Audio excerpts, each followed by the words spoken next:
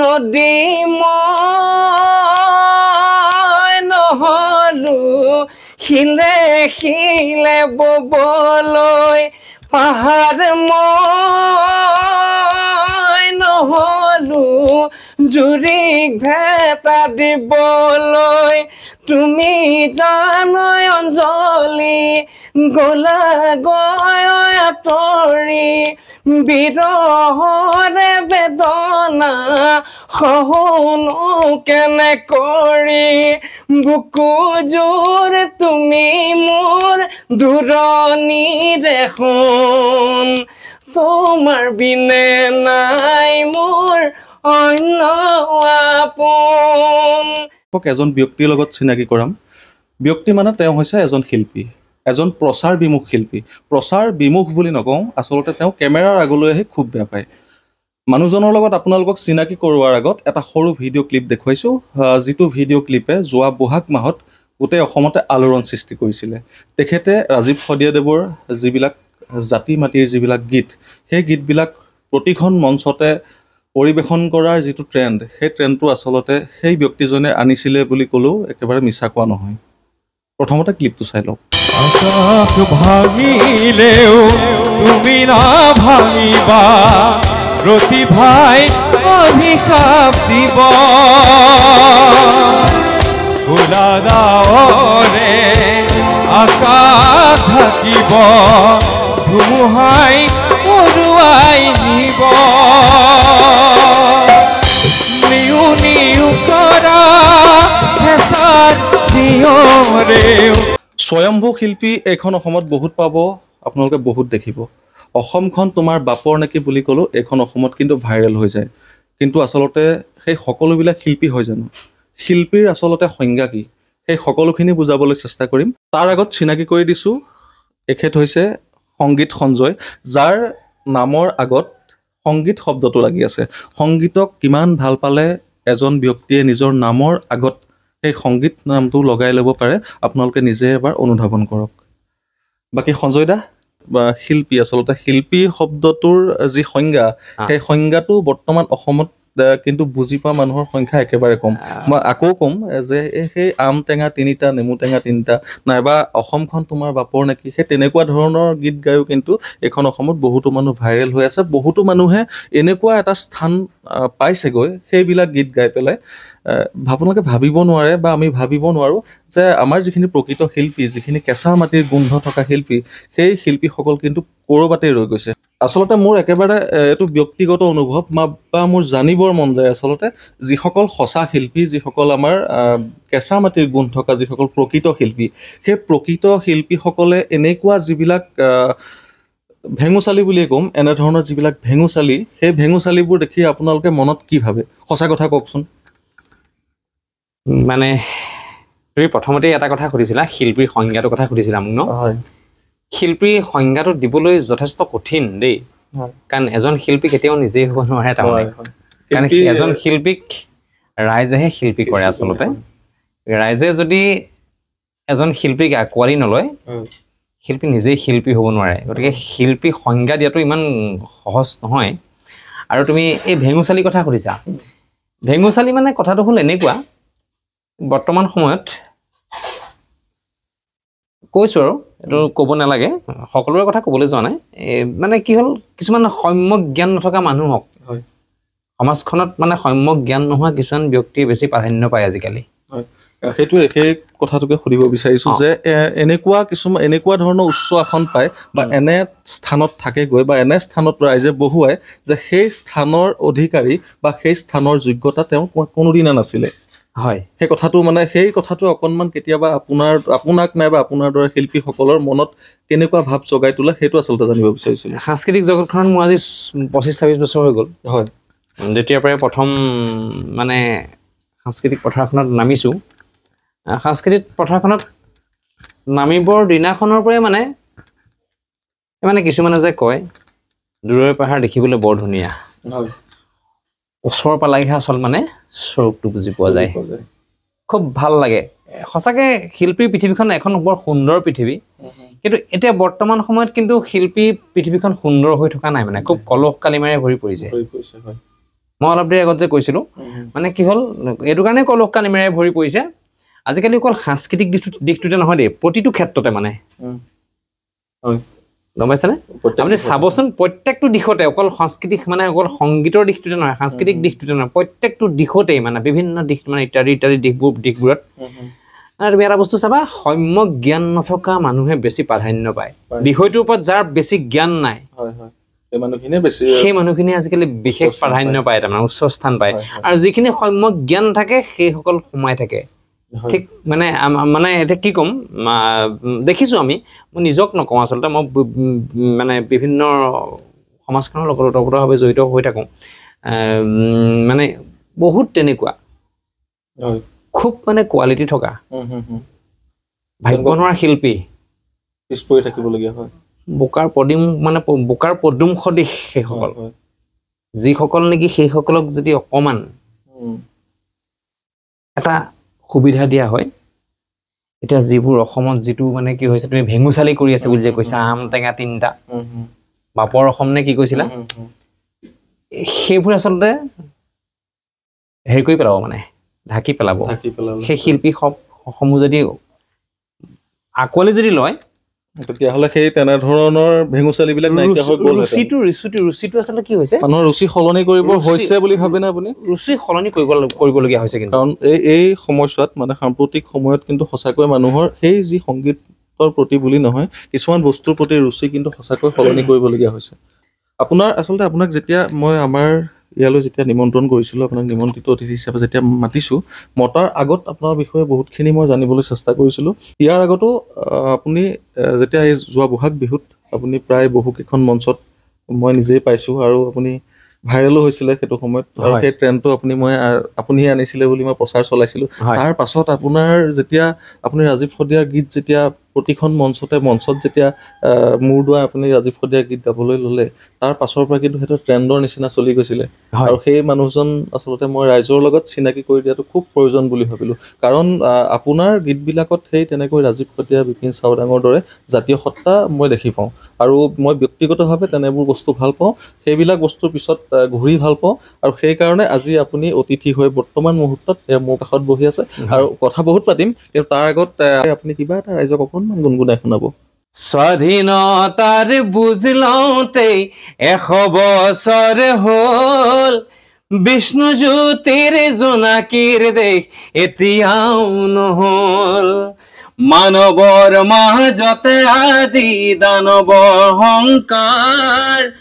পঢ়া শুনা সংস্কৃতি সকলো অসাৰ এয়া জানো সপোন আছিল কুৰি শতিকাৰ সকলোতে মাথো প্ৰশ্ন নিয়মচাৰ সংগীতৰ লগত জড়িত যিকোনো বস্তু আপোনালোকলৈ যেতিয়া মই আগবঢ়াওঁ তেতিয়া মই এটা শব্দ বাৰে বাৰে কওঁ যে ব্ৰজকণ্ঠ আৰু ব্ৰজকণ্ঠ কাক কয় আপোনালোকে নিশ্চয় শুনিলে মোৰ আচলতে এনেকুৱা ধৰণৰ কণ্ঠবিলাক আপোনাৰ কণ্ঠটো অকণমান ক'ৰবাত নহয় ক'ৰবাত মহেন্দ্ৰ হাজৰিকাৰ লগত মিল আছে মানে মই ভাবোঁ আপুনি ভাবে নেকি নিজে তেনেকৈ অকণমান যে সেই ঠাচত এই যে অসমীয়া শব্দবিলাকৰ উচ্চাৰণটো ইমান স্পষ্ট কিছুৱে কয় আচলতে মই মানে কি এইবিলাক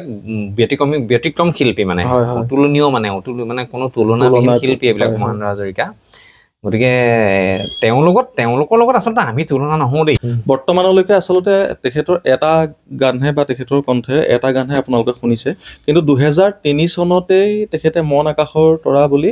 এটা এলবাম উলিয়াইছিলে সেই সময়ত আৰু তাৰপিছত আপুনি গীত কৰিছিলে নহয় 2003 চন আৰম্ভণি মোৰ 2003ত আৰম্ভণি কৰিছিল মই আৰম্ভ হৈছোঁ মানে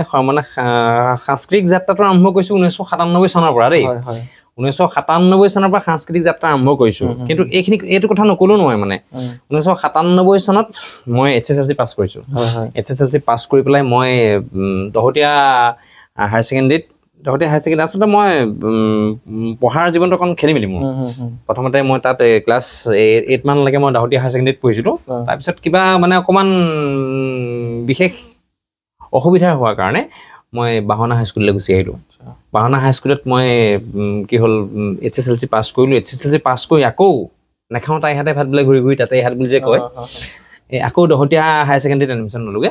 দহোটীয়া হায়াৰ ছেকেণ্ডেৰীৰ প্ৰথম মঞ্চ আছিলে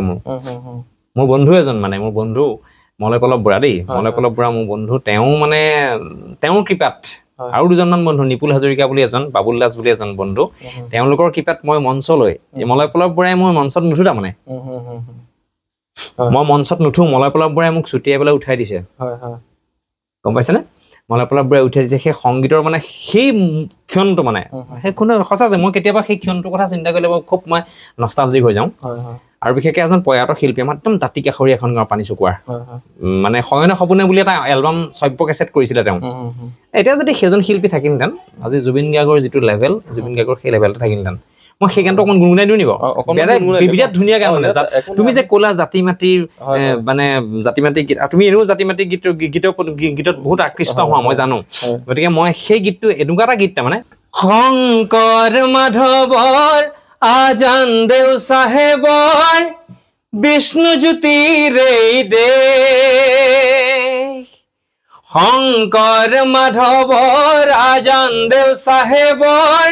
বিষ্ণুজ্যোতিৰে দেশ অম্বিকাগিৰি আৰু মঘাইৰে দেশ অম্বিকাগিৰি আৰু মঘাইৰে দেশ মোৰ এই দেশ সঁচা মানুহৰ দেশ মোৰ এই দেশ সঁচা মানুহৰ দেশ লুইত পৰিয়া মই অসমীয়া কলং পৰিয়া মই অসমীয়া লুইত পৰিয়া মই অসমীয়া কলং পৰিয়া মই অসমীয়া মোৰ এই দেশ সঁচা মানুহৰ দেশ মোৰ এই দেশ সঁচা মানুহৰ দেশ শিল্পীজনৰ নাম আছিলে ৰাণা দত্ত আমাৰ যোৰহাটৰ পানীচুকা একদম মোৰ নিজৰ দাঁতি কাষৰীয়া এখন গাঁৱৰ সাংঘাতিক শিল্পী আছিলে মানে তেওঁৰ শিল্পীত কি জয়ন্ত হাজৰিকা কি ভূপেন মোৰ এই দেশ মানুহৰ দেশ সঁচা মানুহৰ একেবাৰে গাৰ নোম দাং খাই যোৱা এটি গীত আপোনাৰ গীতটি হয়তো শুনি হয়তো ভাল পালে আৰু জানো যিসকল জাতীয়তাবাদী যিসকল প্ৰকৃত জাতিপ্ৰেমী তেওঁলোকে এই গীতটো বাৰে বাৰে শুনিব সঞ্জয় দাৰ লগত আৰু বহুতো কথা পাতিম আমি এটা বিহু শুনিবলৈ বিচাৰিছোঁ আবতৰ কিন্তু হ'লেও এটা বিহু শুনিবলৈ মন গৈছে অকণমান ৰোমান্টিক বিহু ন বিহু মোৰ জীৱনৰ প্ৰথম গীতটো 2003 এইটো গান হিট হৈছিলে এইটো গান হিট হৈছিলে অকণমান ৰাইজক শুনাই দিয়ক মানে কি হ'ল এই মানে মই সেই আঁৰৰ কথাটো প্ৰথম ক'ব লাগিব দেই মানে কি হ'ল মই শ্ৰব্য কেছেট জগতলৈ মই প্ৰথমতেই কৈছিলোঁ যে মলয় পল্লৱ বৰা এতিয়া গীতটো যে গাইছিলোঁ মই লুইত পৰিয়া মই অসমীয়া মলয় পল্লৱ বৰা প্ৰথম গুৰু আছিলে মোৰ সংগীতৰ তেওঁ তাৰপিছত দ্বিতীয়জন গুৰু মোৰ কৃপাল হাজৰিকা দেৱে মোক আচলতে এটা বেলেগ স্থান দিলেগৈ তেওঁ ৰঘুল বৰা আমাৰ অসমৰ বিহু সম্ৰাট ৰঘুল বৰাৰ কথাটো জানেই আপুনি গতিকে ৰঘুল বৰা অসমৰ বিহু সম্ৰাট কেইবাজনো শিল্পী সৃষ্টি কৰিছে কৃষ্ণমণি চুতীয়াকে ধৰি কৃষ্ণমণি নাথ অনুপম শইকীয়াৰ পৰা আদি কৰি কিবা বহুত কি মানে অসমৰ জনপ্ৰিয় কেইবাজনো শিল্পী আজি তেওঁৰ সৃষ্টি কৰিছে তাৰপিছতে আমি আছিলোঁ আমি 2003 চনত আমি সেইটো তেওঁৰ শ্ৰব্য কেছেট মন আকাশৰ তৰাত আমি মানে কণ্ঠনি গাবলৈ আমি চান্স পাইছিলোঁ সুবিধা পাইছিলোঁ সেই গীতটো অকণমান গাই দিছোঁ মই ঐ গা ধুই জিৰালে ঐ শাৰী কি চৰা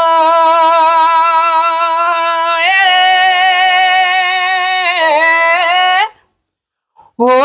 গছৰ সাজিৰা লেও গৰু সৰুৰে পৰাই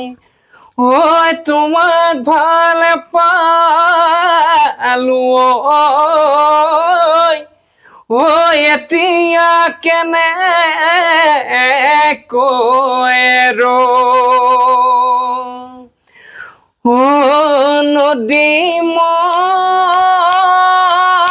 নহলো শিলে ববলৈ পাহাৰ মই নহলো জুৰিক ভেটা দিবলৈ তুমি জানৈ অঞ্জলি গলা গয় আঁতৰি বিৰহৰে বেদনা সহনো কেনে কৰি বুকুযোৰ তুমি মোৰ দূৰণিৰে সোণ তোমাৰ বিনে নাই মোৰ অন্য আপোন তোমাৰ বিনে নাই মোৰ অন্য আপোন প্ৰথম শ্ৰাব্য কেছেটত গাইছিলো ৰুবুল বৰাৰ মন আকাশৰ তৰা যিসকল আচলতে 90 দশকৰ সেইসকলে হয়তো এই গীতটো শুনাৰ পাছত সংগীত সঞ্জয় কোন হয় আকৌ মই নতুনকৈ চিনাকি দিবৰ হয়তো প্ৰয়োজন নাই এইটো আচলতে বহুত বেছি হিট হোৱা সেই সময়ৰ এটা গীত 2003 চন এইটো সাংঘাতিক ধৰণে সকলো ডেকা গাভৰুৰ মুখে মুখে চলি থকা এটা গীত আৰু এই আৰু এটা গীত হিট হৈছিলে মোৰ 2005 চনত হয় অকণমান গাই শুনাই দিয়ক সেইটো গাব লাগিব নেকি গাই দিয়ক অকণমান সেইটো কিন্তু যোজনাটো বেছি বেয়া নহয় চাগে ন যোজনাটো গাই দিওঁ যোজনাটো গালে মানে ফিলটো আহিব হ'ব একো নাই হৈলুইতে শুৱনি ঐ ৰঙা কৈছিল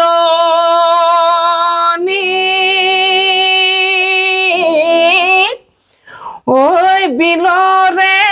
শুৱনিয়ব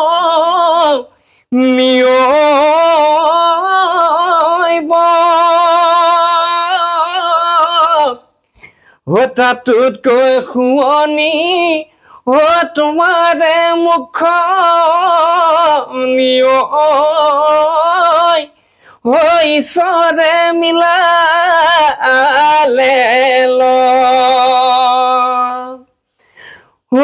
শৰাই ঘাটৰ দলং মা কনে নকৰে ঢলং পলং মা কনে নকৰে ঢলং পলং মা কনে পকা খুটাই তাৰে কথা মোৰে কথা শাৰী মা কনে নহয় নো লৰক ফৰং মা কনে নহয় নো লৰক ফৰং মা কনে বাপেৰ দিম তামোলৰ বতাহ সেইটো গীত আছিলে সুন্দৰ এইটো আচলতে এই গীতটো 2005 চনৰ আছিলে এই গীতটো বহুত এইটো সাংঘাতিক ধৰণৰ জুবিনে গাইছিলে সেইটো এলবামত হয় কতনা সাগৰ গাইছিলে হয় গীতটো গাইছিলে জুবিন দাই আচলতে সেই কতনা সাগৰ সিঁচি গীতটো গাইছিলে আৰু এই গীতটো এই সংগীত সঞ্জয় আপোনালোকৰ সন্মুখত বহি আছে এই গীত দুটা এইকাৰণে তেখেতক গাবলৈ অনুৰোধ কৰিলোঁ যে এই গীত দুটা শুনাৰ পাছত আপোনালোকে এইখেত কোন বা কেনেধৰণৰ শিল্পী বা শিল্পী হয় নে নহয় সেই বিষয়টো লৈ পেলাই আৰু মূৰ ঘমাৰ কোনো প্ৰয়োজন নাই এতিয়া লাহে লাহে অকণমান সকলো চাগে ভাল পাইছে প্ৰথমতে বহুত আমি গুৰু গম্ভীৰ কথা পাতি আছিলোঁ এতিয়া লাহে লাহে আমি যিহেতু অসমীয়া মানুহ বিহুৰ মাজলৈ যেতিয়া গৈছোঁ গতিকতে সকলোৰে ভাল লাগিবই সঞ্জয় দা আচলতে মই আপোনাক প্ৰচাৰ বিমুখ বুলি ক'বলৈ নিবিচাৰোঁ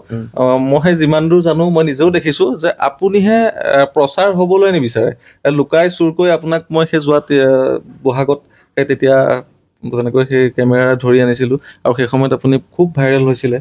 সেই সময়ত সেই ৰাজীৱ খদিয়াদেৱৰ গীত গাইছিলে মই কথা এষাৰ কৈ লওঁ দেই এইখিনিতে মাজতে মাতিছোঁ তুমি এইবাৰ বহাগৰ মঞ্চৰ ৰাজীৱ খদিয়াৰ যিটো গীত তোমাৰ শংকৰ জ্যোতিৰ পেজৰ পৰা ভাইৰেল কৰিছিলা আমাক সেইটো কিন্তু মই এই ক্ষেত্ৰত কিন্তু তোমাক ঈশ্বৰ সদৃশ মোৰ জীৱনৰ এজন ঈশ্বৰ সদৃশ আপোনাক চৰি তুমি নহয় দেই মোৰ জীৱনত কিন্তু আপোনাক মই এজন ঈশ্বৰ জেঠিও কৈছে দেখিছে আপোনাক কিন্তু মোৰ জীৱনৰ এজন ঈশ্বৰ সদৃশ ব্যক্তি বুলি মই ভাবোঁ আচলতে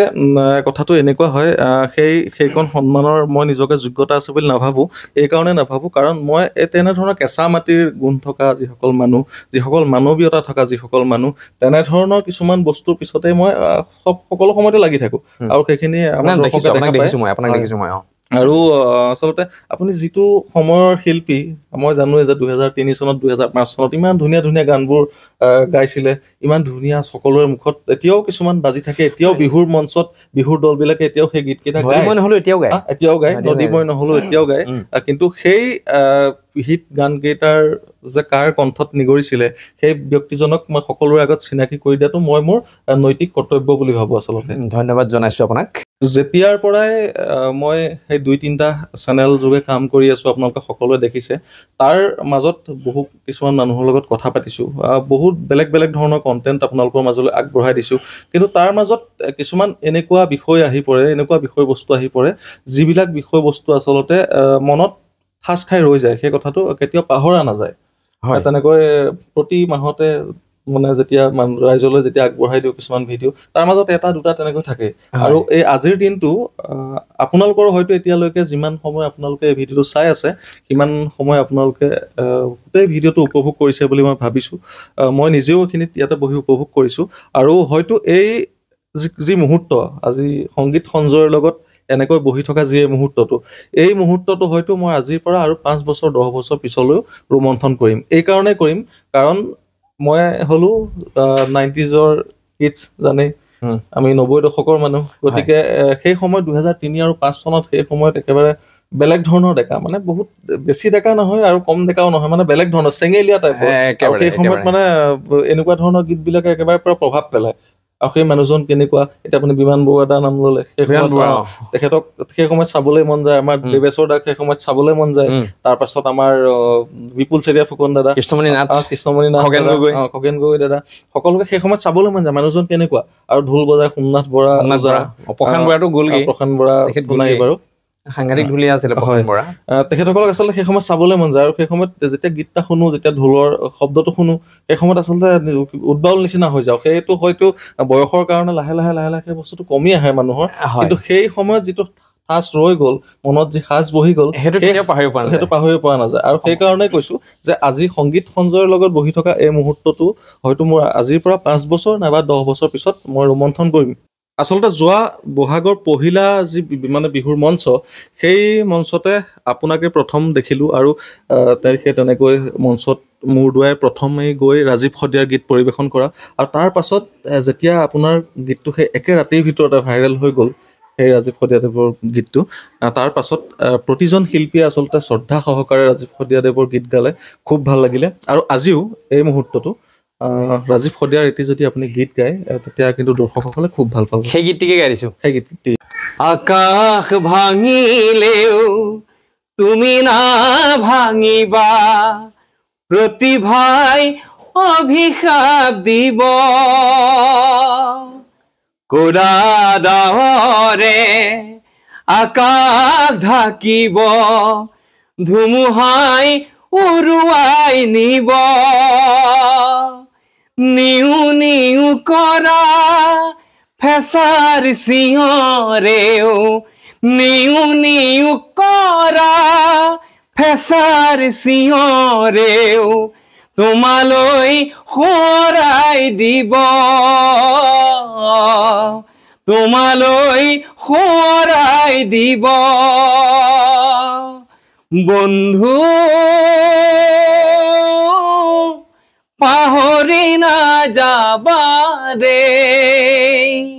জীৱন নাতৰ ভাওলৈ উমলা স্মৃতি ৰাখিবা দেই স্মৃতি ৰাখিবা দেই বন্ধু পাহৰি নাযাবা দেই বন্ধু পাহৰি নাযাবা দেই বন্ধু পাহৰি নাযাবা দেই ৰাজীৱ শদিয়াদেৱৰ সেই চিৰসেউজ গীতটো আপোনালোকে তেখেতৰ কণ্ঠেৰে শুনি নিশ্চয় ভাল পালে আমি আমাৰ এই অনুষ্ঠান আমি অতি সোনকালে সামৰিব লাগিব আমি তাৰ আগতে সংগীত সঞ্জয়ৰ মুখত এটা ধুনীয়া আৱেগ ভৰা বিহু গীত শুনিম তেখেতৰ যি কণ্ঠ সেই কণ্ঠটোৱে আচলতে আৱেগ ভৰা আপোনালোকে শুনিছে আৰু আপোনালোকক এটা কথা কৈ থওঁ যে 2008 চনত আৰু এটা অতি হিট হোৱা গীত যিটো জুবিন গাৰ্গে কণ্ঠদান কৰিছিলে সেই গীতটো লিখিছিলে এই সংগীত সঞ্জয় আৰু মোৰ গুৰু কৃপাল হাজৰিকাদেৱে আজি সেই গীতটো তেখেতে আমাৰ মাজত পৰিৱেশন কৰিব আমাক গাই শুনাব আৰু তাৰ পাছতে আমি আপোনালোকৰ মাজৰ পৰা বিদায় ল'ম আৰু লগতে কওঁ যে যেনেকৈ ৰাজীৱ শদিয়াদেৱ যেতিয়া মৃত্যু হ'ল মৃত্যু হোৱাৰ পাছত তেখেতৰ গীতবিলাক যেতিয়া মানুহৰ মাজলৈ বেছিকৈ ওলাই আহিলে বা সকলোৱে প্ৰচাৰ কৰিলে তাৰপাছত বহুতে কৈছিল যে তেখেত জীয়াই থাকোঁতেই তেখেতৰ যি প্ৰাপ্য মৰ্যাদা আৰু সন্মান সেয়া দিয়া উচিত আছিল ঠিক তেনেদৰে এতিয়া যিসকল তেনেধৰণৰ প্ৰকৃত মাটিৰ শিল্পী যিসকল জীৱিত অৱস্থাত আছে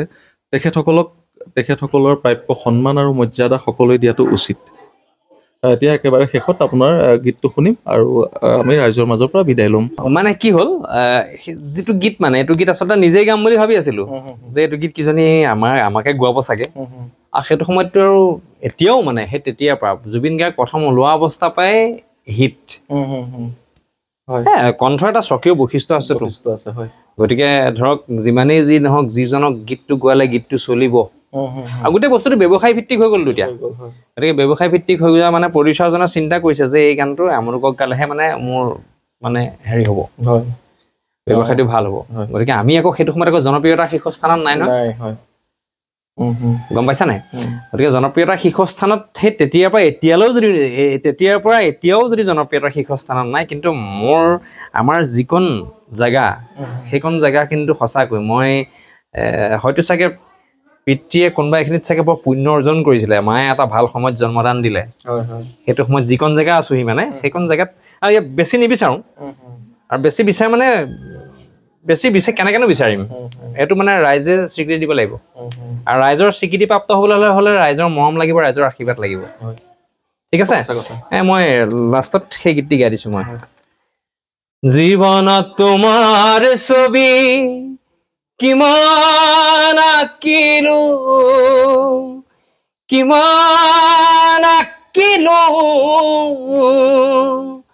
কিমান ৰং সানি জানা সজালো পৰালো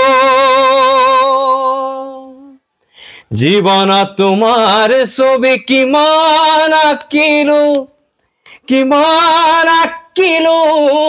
কিমান ৰং সানি জানা সজালো পৰালো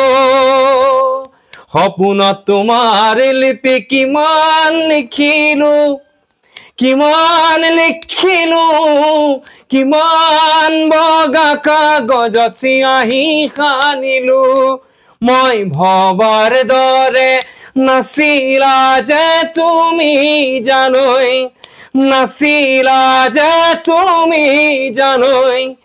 অন্তৰৰ দুখৰ বোজা তৰাও কেনেকৈ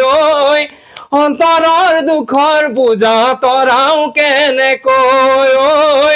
অন্তৰৰ দুখৰ বোজা তৰাও কেনেকৈ